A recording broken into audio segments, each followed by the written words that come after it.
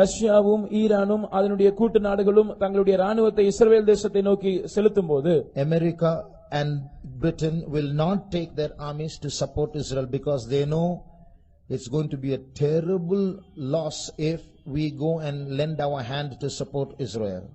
அமெரிக்காவும் great Britain நாடும் ஒருபோதும் தங்களுடைய ராணுவத்தை இஸ்ரவேலுக்கு உதவியாக அனுப்பாது. ஏனென்றால் அவர்களுக்கு நன்றாக தெரியும், நாம் இஸ்ரவேல் தேசத்துக்கு உதவிக்கரம் நீட்டினால் அது மிக பயங்கரமான ஒரு சேதத்தை விளைவிக்கும். So they will only offer verbal support, verbal resistance, not literal resistance. எனவே அவர்கள் எழுத்தின்படியாய் இந்த கூட்டு நாடுகளை எதிர்க்க மாட்டார்கள், வாய்மொழியில் தங்களுடைய எதிர்ப்பை தெரிவிப்பார்கள், அவ்வளவுதான். Read verse 13. 13ஆம் வசனத்தை வாசியுங்கள். சேபா தேசத்தாரும் தேதான் தேசத்தாரும் தர்சீசின் வர்த்தகரும் அதனுடைய பாலசிங்கங்களான அனைவரும் உன்னை நோக்கி, நீ கொள்ளையிட அல்லவோ வருகிறாய் என்றும், நீ சூறையாடி வெள்ளியையும் பொன்னையும் ஆஸ்தியையும் எடுத்துக் கொள்ளுகிறதற்கும் ஆடுகளையும் மாடுகளையும் பிடிக்கிறதற்கும் மிகவும் கொள்ளையிடுகிறதற்கும் அல்லவோ உன்னுடைய கூட்டத்தை கூட்டினாய் என்றும் சொல்லுவார்கள். Sheba and Dedan and the merchants of Tarshish with all the young lions thereof shall say unto thee, art thou come to take a spoil? Hast thou gathered thy company to take a prey, to carry away silver and gold, to take away cattle and goods, to take a great spoil? So their resistance is only going to be in words. Their leaders will say, no, you should not do that, we oppose it and we resist it, but they will do nothing about it. இந்த நாடுகளின் தலைவர்கள் இவர்கள் தங்கள் எதிர்ப்பை வாய்மொழியில் மாத்திரமே தெரிவிப்பார்கள். நீங்கள் அப்படி எல்லாம் செய்யக்கூடாது, நாங்கள் இதற்கு கடுமையான எதிர்ப்பு தெரிவிப்போம் என்றெல்லாம் அறிக்கை வெளியிடுவார்கள், அவ்வளவுதான், வேற எதுவும் செய்ய மாட்டார்கள். So what is happening? Poor Israel is caught alone. எனவே சம்பவிக்கிற காரியம் என்னவென்றால், பாவப்பட்ட இந்த இஸ்ரவேல் தேசம் தனியாக அகப்பட்டுக் கொண்டது. Now they are going to be destroyed. இப்பொழுது அவர்கள் அழிக்கப்பட போகிறார்கள். At this time what happens? இந்த நேரத்தில் சம்பவிக்கிறது என்ன? From Russia, from Iran, they will come down and go towards Israel. ரஷ்யாவிலிருந்தும் ஈரானிலிருந்தும் அவர்கள் ஒன்று சேர்ந்து இஸ்ரவேல் தேசத்தை நோக்கி பிரயாணப்படுவார்கள். And they will climb up those mountains. இந்த மலை பிரதேசங்களில் அவர்கள் ஏறுவார்கள். And they say, now we are going to finish Israel forever. இப்பொழுது அவர்கள் சொல்லுவார்கள், இப்பொழுது ஒரேடியாக இஸ்ரவேல் தேசத்தை நாங்கள் தொலைத்து போட போகிறோம். At that time when nobody is coming to help Israel, இந்த நேரத்தில் ஒருவருமே இஸ்ரவேலின் உதவிக்கு வராமல் இருக்கும்போது, remember in the beginning we read a key verse. நாம் ஆரம்பத்தில் ஒரு மூல வசனத்தை வாசித்தோம், அதை ஞாபகம் வைத்துக் கொள்ளுங்கள். In that day I will make Jerusalem a burdensome stone to all people, though the whole earth be assembled against it, they shall be cut in pieces. அந்த நாளில் நான் எருசலேமை எல்லா ஜனங்களுக்கும் ஒரு பாரமான கல்லாக்குவேன், அவர்கள் முழு உலகமும் அதற்கு விரோதமாய் கூட்டம் கூடினாலும் அவர்கள் துண்டாடப்படுவார்கள்.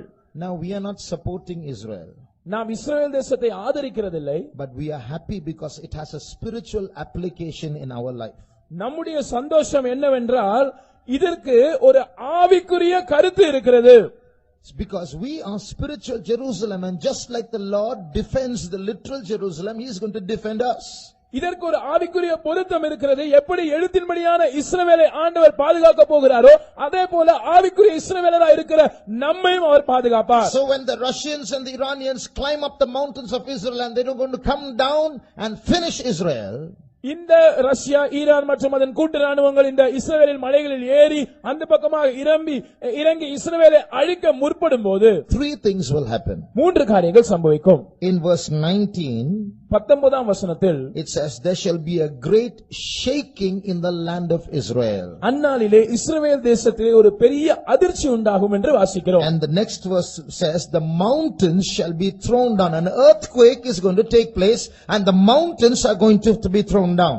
பர்வதங்கள் இடியும் என்று நாம் வாசிக்கிறோம். அதனுடைய அர்த்தம் என்னவென்றால் ஒரு பூமி அதிர்ச்சி சம்பவிக்க போகிறது, அந்த பர்வதங்கள் இடிந்து போகும். So when these armies who are hating Israel are climbing up the mountains of Israel and they are on top, only a little more and we are going to win over Israel, the mountains start shaking.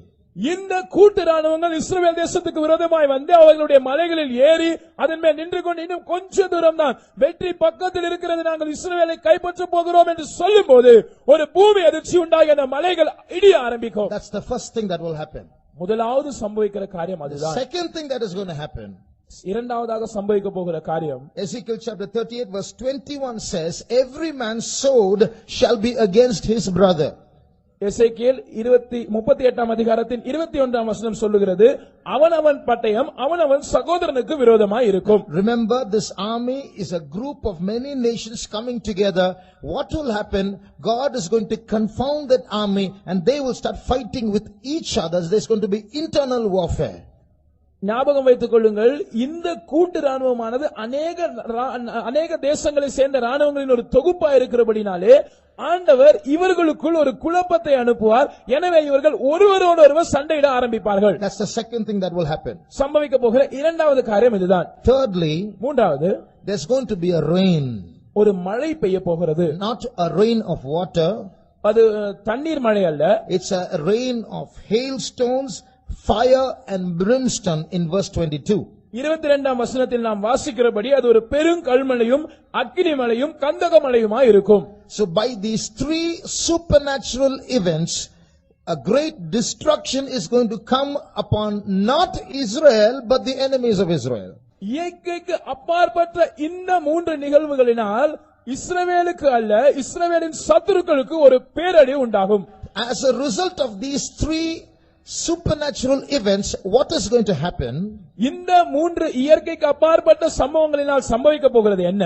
When we come to the next chapter, Ezekiel 39, எசேக்கியேல் 39 அதிகாரத்துக்கு நாம் வரும்போது, again the prophecy says, prophesy against Gog and Meshech and Tubal. மறுபடியும் தீர்க்கதரிசனம் சொல்லுகிறது, நீ கோகுக்கு விரோதமாக Meshech Tubal என்பவர்களுக்கு விரோதமாக தீர்க்கதரிசனம் சொல்லு. Read verse 2. இரண்டாம் வசனத்தை வாசிப்போம்.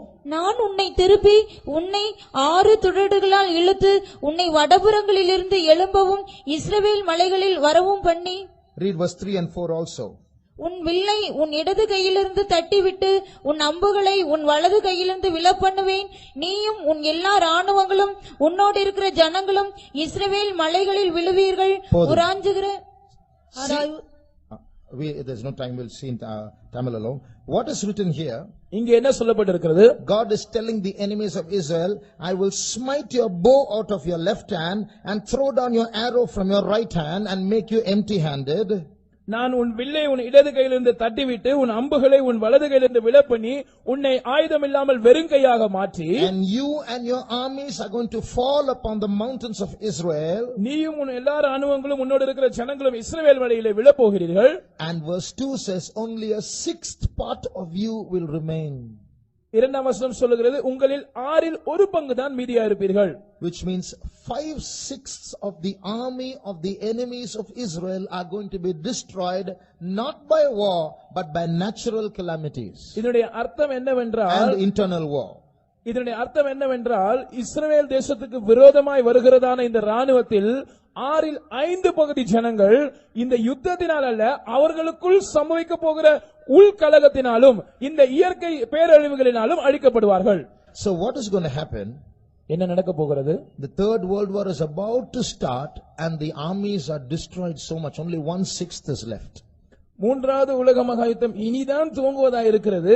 ஆனால் அதற்குள்ளாக ஒரு ராணுவத்தின் பெரும்பகுதி 5/6 அழிக்கப்பட்டது, ஒரு சின்ன பகுதி தான் மீந்திருக்கிறது. So when this 1/6 itself is a big number, they are going to decide whether to fight against Israel or not. இந்த 1/6 இருந்து மீதியா இருக்கிறவர்களே ஒரு பெரிய கூட்டமாயிருப்பார்கள். அவர்கள் ஒன்று சேர்ந்து இஸ்ரவேலுக்கு விரோதமாக யுத்தம் பண்ணுவதா வேண்டாமா என்று முடிவு செய்வார்கள். At that time, அந்த நேரத்தில் from the European Union, ஐரோப்பிய யூனியனில் இருந்து, as I told you yesterday, a little horn will come up. நான் நேற்றைக்கு சொன்னது போல ஒரு சின்ன கொம்பு முளைத்தெழும்பும். He is going to be the leader of the European Union. He will come and he will command peace between these two factions and he will bring about a beautiful solution and how to create peace. அவன் ஐரோப்பிய ஐக்கிய நாடுகளின் தலைவனாயிருப்பான். அவன் இந்த ஐரோப்பிய ஐக்கிய நாடுகளின் மத்தியிலிருந்து முளைத்தெழும்பி இந்த பிரச்சனைக்கு சுமூகமாக தீர்வு காண்பது எப்படி என்று சொல்லி ஒரு சமாதான உடன்படிக்கையை முன்வைப்பான். அது மிகவும் ஆச்சரியப்படக்கூடியதா இருக்கும். So in the Temple Mount area where there is a friction about the mosque and about Solomon's temple being rebuilt, he will give a peaceful solution.